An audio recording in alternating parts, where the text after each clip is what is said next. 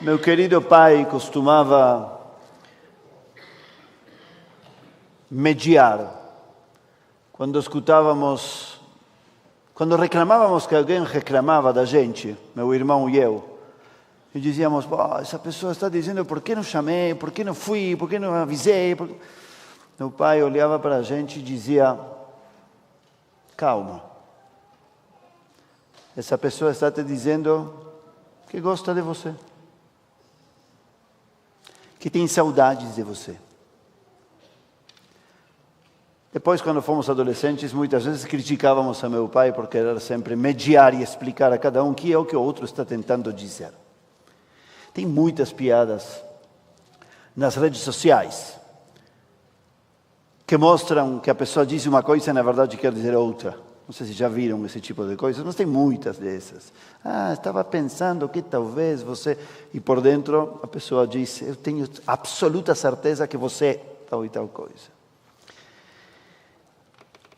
A parashá da semana é talvez o encontro e o diálogo mais emblemático e misterioso de toda a Torá e talvez de toda a história da humanidade. Nesta parashá se entregam os 10 mandamentos e sobre isso vamos falar amanhã, a partir das 9h30, exatamente. Muito bem. E também aí aparece essa suposta expressão que deu lugar a tanto barulho, a tantas lágrimas e a tanto sangue. O suposto povo escolhido. Suposto, porque essa expressão nem aparece na Torá inteira. Mas de tudo isso, amanhã 9h30. Quem quiser, tem que vir. Hoje vamos nos concentrar no diálogo entre o divino e o humano. Existe um momento prévio a esse momento da entrega da Torá, no qual a Torá nos conta como isso acontece. O povo de Israel se coloca betachtit ha'ar, na parte de baixo do monte, e Deus se dirige a eles. É a primeira e talvez única vez que o texto diz que Deus vai falar com todos. O texto diz exatamente que Deus se dirige a todos. E rapidamente, uns poucos versículos depois, acontece algo muito estranho. Que o olho acelerado que temos especialmente no século XXI não perceberia. O texto diz que o povo diz a Moshe, não. Você fale conosco. E então vamos poder escutar a Torá. Muito estranho. Imagina, Deus quer se dirigir a todos e a gente diz, não, nós não vamos escutar Deus, nós vamos falar com Moisés. Que ele fale com a gente. Parece que é isso exatamente o que está acontecendo aí. Isso deu lugar a muitas leituras e interpretações. Alguns dizem que não se tratava de falta de vontade, e sim de falta de capacidade. Nossos antepassados estavam dizendo, mesmo que Deus falar direto com todos nós, não vamos conseguir entender, nós precisamos da mediação, precisamos da tradução. Assim como um aluno algumas vezes não conseguiria ler sozinho uma fonte e o professor acredita que é ele que vai traduzir melhor e outros dizem exatamente o contrário. Deixe o aluno ler de seu jeito, não o atrapalhe. Essas grandes consultas sobre as mediações. Alguns dizem que justamente por isso Deus não revelou tudo. A tal da revelação é um pouquinho. Depois, em outros lugares da Torá, aparecem outros 10 mandamentos, outros 15 mandamentos, e outros 13 mandamentos. De fato, a Torá está repleta de mandamentos. Não são somente esses 10. Alguns dizem que a revelação continua nos profetas, nos cientistas, nos artistas. Alguns acreditam nos astrólogos, em pessoas iluminadas, nos sábios, nos mestres. Outros dizem, não. A revelação foi toda dada e está toda na Torá. O que continua é a interpretação, porque nós não recebemos tudo, está tudo lá. mas nós precisamos de anos e séculos de muitas pessoas que vão revelando o que falta. Não escutamos tudo. Foi tudo dito, só que não escutamos tudo. E precisamos estudar e interpretar. Precisamos das vozes e dos ouvidos de cada geração e de cada indivíduo para entender o que foi, o que tem a Torá. E por isso é importante estudar mais e interpretar melhor, com novos olhos. Por isso fazemos Tikkun de Shavuot, para escutar novos insights sobre o mesmo texto. E alguns, como Steinheim diz, Deus falou tudo, mas a gente captou um pouco, e é isso que escreveu na Torá. Este é bem radical. A Torá é a percepção humana limitada da revelação divina. A revelação é muito maior do que a Torá. A Torá é o que captou alguém, mais ou menos escreveu uma ata da reunião. E assim por diante. A Rabina Hochstein, uma rabina brilhante israelense, que trabalha em Nova York, no Mahon Adar, recupera alguns midrashim muito interessantes sobre esta questão. Um deles me chamou a atenção, é um midrash hassídico, um pouco mais moderno, que diz, porque tem alguns que dizem, os 10 mandamentos foram entregues por Deus. Outros dizem, não, somente os primeiros 2, tudo demais falou Moisés. E tem um midrash hassídico que diz, o único que foi dado de Deus a gente, o único que as pessoas escutaram foi a primeira letra. Só que a primeira letra, sabem qual é? Qual é a primeira letra dos 10 mandamentos? O Aleph.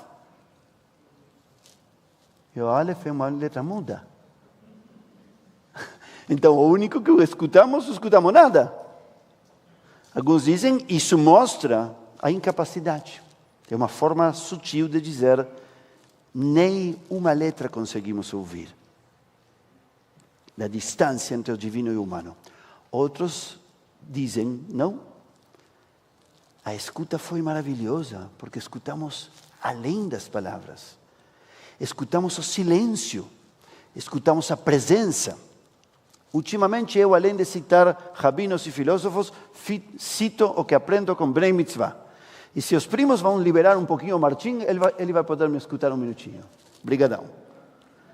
Eu aprendi com o Martim que quando uma pessoa está conectada, você escuta muito mais, inclusive do que a pessoa diz.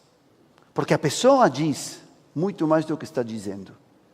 Aparentemente foi isso o que aconteceu com os antepassados. Escutaram além das palavras, escutaram o silêncio. Por fim, tem um midrash que diz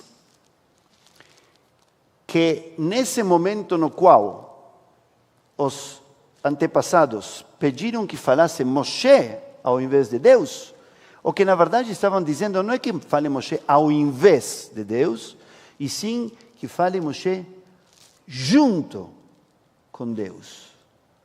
Que a voz divina se misture com a voz humana, para que possamos captar melhor. Qual é a melhor forma de escutar, pessoal? Quando alguém fala com você, o que você faz? Agora eu estou falando com você. O que fazemos quando alguém está nos falando? Tentamos ver se tem ou não razão? Estamos preparando nossa resposta? Estamos pensando rapidinho o que nós opinamos sobre isso? Talvez estamos tentando pensar que é o que não está nos dizendo.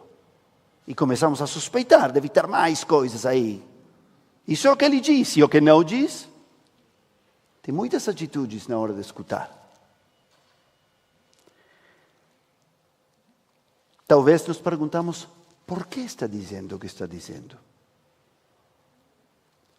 Nesse sentido, nos ensinam os psicólogos que o importante para poder escutar é tirar todas as ideias. Tudo, só escuta. Se limpar bem de tudo para poder escutar. Escutatória. Se é Rubem Alves. Você me explicou.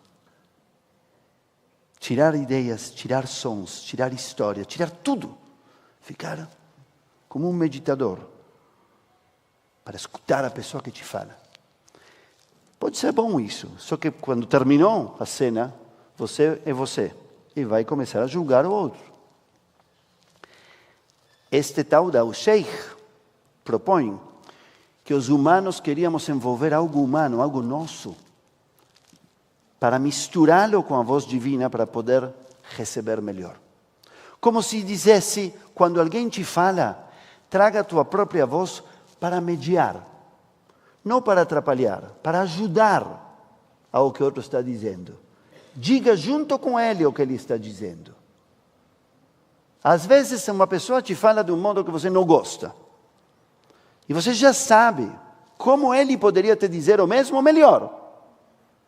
Se você ao invés de me dizer assim, dissesse assim, eu te escutaria, mas como você falou isso, eu não escuto nada. Bom, a proposta do Sheikh é que os humanos, ao invés de dizer, olha Deus, nós não vamos entender nada do que você fala, estavam tentando traduzir, misturar o divino com o humano, como se você dissesse, bom, você está falando de um modo que eu não gosto, mas vou tentar entender igual. Eu precisaria que você me falasse de tal modo, então eu já faço esse exercício, sozinho. Sozinho. Você está dizendo, por que não me ligou? A linguagem de meu pai, e eu tenho que me dizer a mim mesmo, eu amo você. E aí escuto melhor o que ele está dizendo, mesmo que ele não é capaz de dizê-lo desse modo. Envolver minha voz na voz de quem me fala. Envolver o ouvido de quem me ouve na minha voz quando eu falo. Misturar para poder falar melhor e ouvir melhor. Que possamos aprender desse envolvimento entre o humano e o divino. Afinal, Moisés subiu ao Monte Sinai nesse Shabat. Mas Deus desceu. E as traduções continuam até hoje.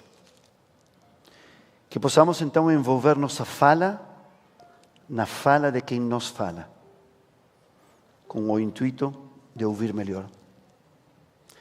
E que possamos envolver nosso ouvido nos ouvidos dos outros durante nossa fala, para podermos ser melhor ouvidos. Shabbat Shalom.